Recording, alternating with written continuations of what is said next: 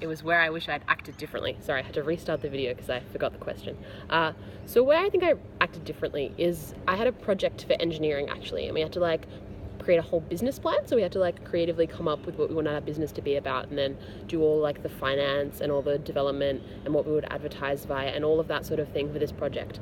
What I wish I had sort of done differently there is been more involved in the creative process, because I was pretty heavy on the editing side because that's sort of my strength, just like going through facts and filling that out and sort of just like editing in that way. But on this one, I just like stayed more on that side and less in the creative, but I sort of wish I had been more invested in the brainstorming process, because then when it came to all the editing, I would have just been more invested in the project. So like when I was doing it now, I just sort of like was just doing it like to make it presentable and look very nice, but I was less sort of invested in it personally because I hadn't had that personal stake in the creative process. So I wish I had just like participated more in that creative process. And then at time I felt most alive. So I'm a bit of a thrill seeker usually. I really just like love adrenaline flowing through my veins.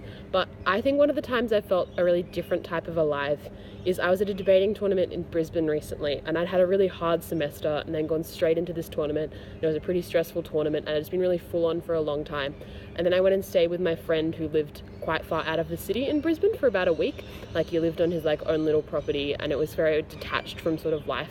And after spending a week there, one sort of evening as the sun was setting, we were just like sitting on his balcony looking out over this little like pond that was on his property, and I was like, wow, I'm just here, I'm present, and I just felt really alive and sort of just like content and alive in that moment. Like it wasn't a thrill-seeking sort of alive. I just was like, wow, I feel really at peace and excellent and good about life.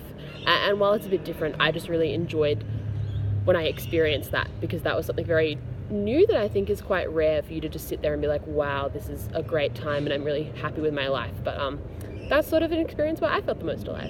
Thanks.